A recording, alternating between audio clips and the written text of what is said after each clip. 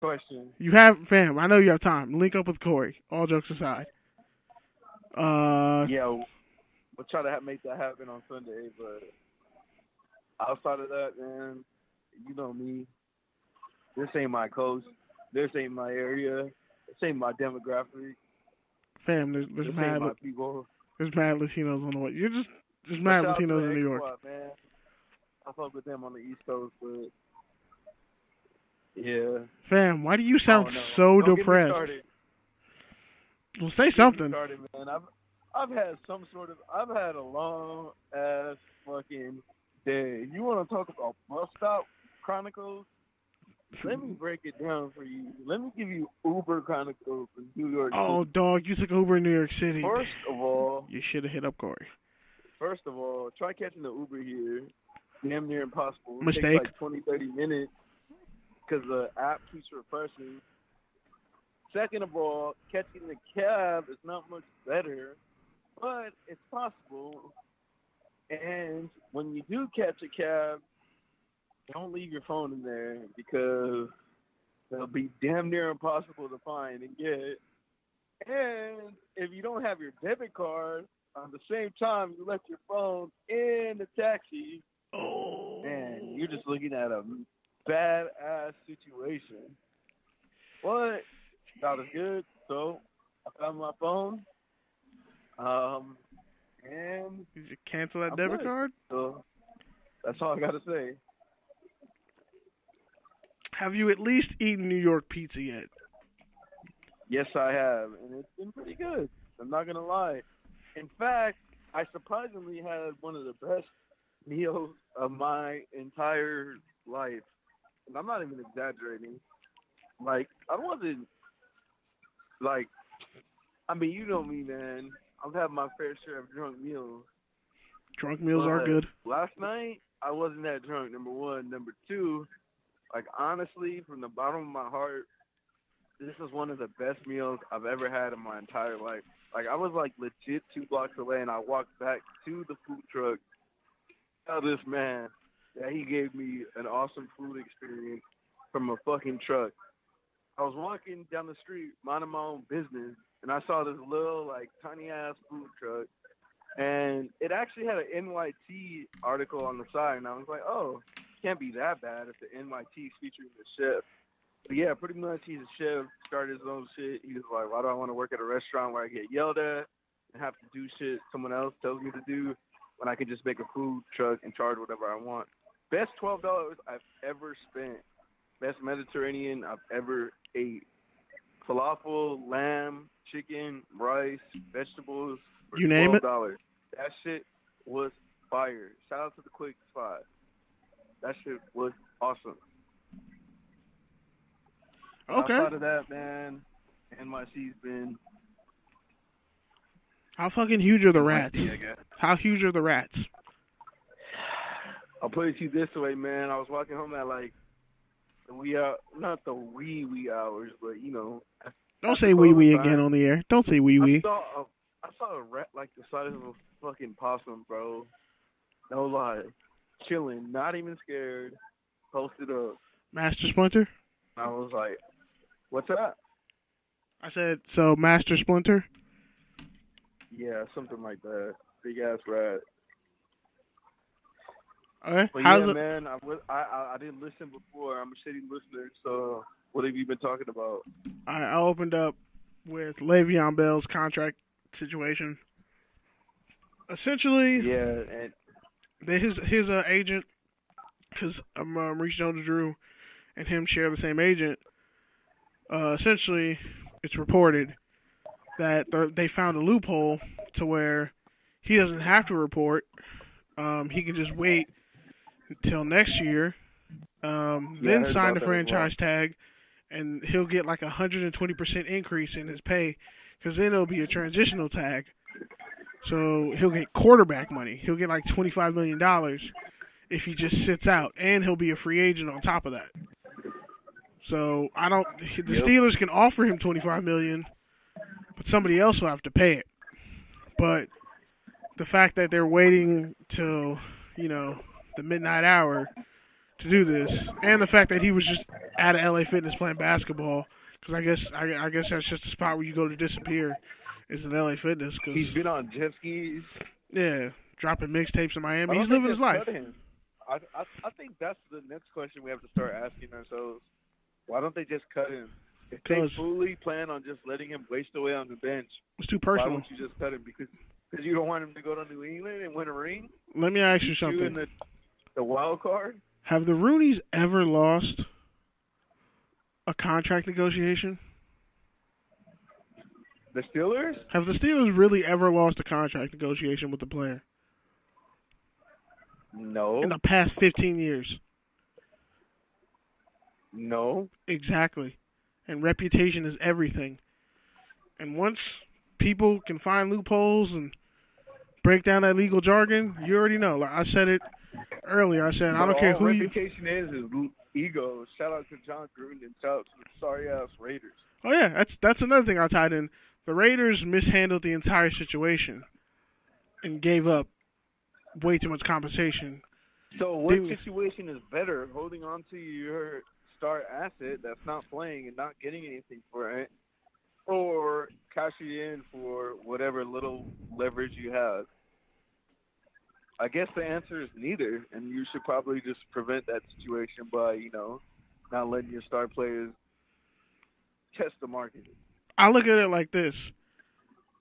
If everybody at a job shared how much they were making, it would be much more pressure on the employer. Because then you have to justify why you're paying people more than somebody else, especially if they're not that valuable to the team. So I look at it as there are guys who are making way more money than Le'Veon Bell, and you can't really justify that. And because he wants to be paid in the upper echelon, and you want to capsize his entire value, we live in a free market system. You can't do that. You can try, but in this case, he has every right to expel his options. I mean, the third element is, right, you can fall in line and do what E.T. did and end up with your leg broken, flicking off the entire sideline. Yeah. So Earl Thomas really never got paid. You're talking about E.T. being in a Boogie Cousins situation next year. Honestly, but I think he can get. I think someone if he goes to the Pats and wins a ring. It's over. He takes a grab bag like Darrelle Revis. 1 season, ring, cash. I'm on to a sorry team and get a long-term deal. If he was smart, he would go to the Texans. If I was Earl Thomas, I would say the Cowboys are trash. I'm going to go play for the Texans. The Packers are where Pro Bowlers go to die. No, Muhammad Wilkerson broke his ankle. That's not really fair. But he was playing good. I would say when it comes down to the Le'Veon situation, and just players in general, man, you got to really fight for your value. We hear it all the time, cats will concede, but in his case, clearly he's thought of a plan. He's thought this out to stick it out this far. Because if we were going to stick it out this far, he could have avoided all this. The issue that I have with Le'Veon Bell, and I've said this before, is he's trying to make up for the fact that he was a mid-round pick, second-round pick, this one contract. And it's like, I get it. I can't be mad at you because you have been playing on the bargain for a few seasons. But from the business side of the Steelers, I can't pay you for what you've done. I got to pay you for where you're going. And you not playing is not helping that value. That is a distinction. That's a distinction without a difference, though. That's a distinction without a difference. Because you do have to pay me for what I've done and what I'm going to continue to do and for the elite level of talent that I am. You have to pay me for that. They have not done that. Really? Because they relied on a franchise tag. He plays where you're literally paid to take a beating? A franchise tag is a Band-Aid. It's not a long-term it's not a cast or stitches. It's literally a splint. You're eventually going to shed it and be done with it, and you're going to need to keep going back for more treatment. In this particular case, He has every right. Holy shit, are you in a bar? Yeah, I am. I've been at a bar. Yeah, I figured. So when it comes to that, the Thanks same. for burning me out, then. Nah, because I just know what a New York bar sounds like. So I was just like, yeah. I've never been there, but okay. Yeah. And I think the proper term is a Manhattan bar. Oh, so you're up. Oh, you snooty bastard. You're like, let me go to where all the gentrification is set in, but not totally set in. This is where I'm at. At least you didn't go to Brooklyn and try to hang out and be cool. That'd be whack. Then I would judge you. Anyways, I think the other topics I wanted to hear you talk about specifically is Kaepernick's take on voting and the whole election that just passed. I was going to do a huge rant at the end of the show on voting and the politics of it, and I was going to tie in. I'm just saying, I'm going to tie in the fact that the WNBA announced that they opted out of their CBA, their collective bargaining agreement, and how like they show more of a spine in negotiation than NFL players do. So yeah, that's a teaser. That's a different situation because the WNBA players make more money overseas, and their full-time jobs are actually overseas. So the WNBA is really just a side hustle for them.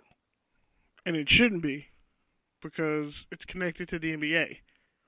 And honestly, some of those commercials Not really, though. Some of those commercials that the NBA does for the WNBA probably cost more than some of those players actually make. It's more like a step brother and sister situation where it's like, yeah, we're under the same umbrella and household, so we kind of have to embrace each other and get along. But at the end of the day, when shit comes down to it, it's still about me and not about you. Yeah, but I get that. But also, when you have to stand for something, you have to stand for something. And the NFL players have not shown they can have any solidarity at all, that they can even form their agenda. The NBA's play on the WNBA is two things.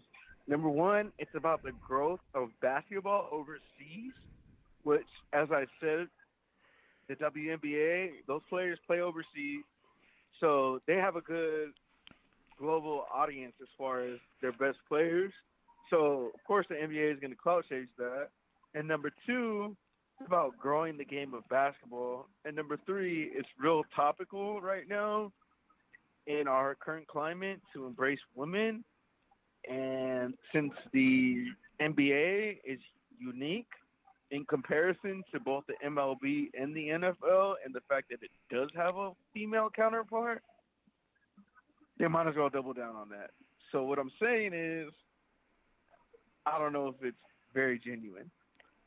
No, they're opting out to negotiate, and they have an agenda and a plan. NFL players clearly don't have an agenda or a plan. You can't compare the WNBA to the NFL. No, but I'm comparing negotiate. I'm comparing how they set forth an agenda, and if you don't have an agenda when you're voting, you're literally wasting your time. Because it's just a bunch of people in a room saying, I'll vote for this, but I don't. At the end of the day, the best WNBA players have to sit out a season when they decide to change their family lifestyle. So all of them do if they. So what I'm saying is,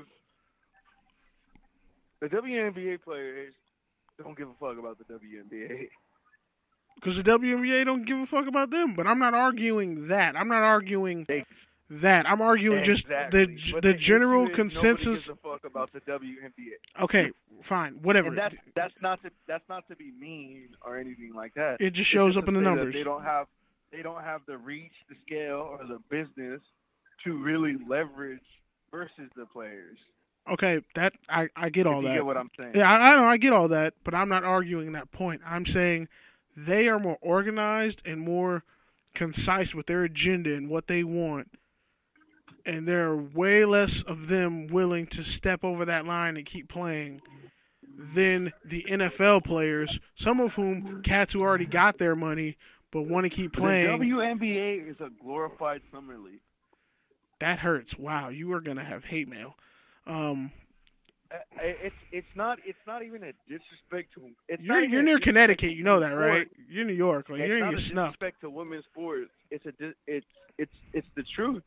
It's economics because it's their side league. It's their side hustle. It's economics. Let's just be honest. Unfortunately, if you have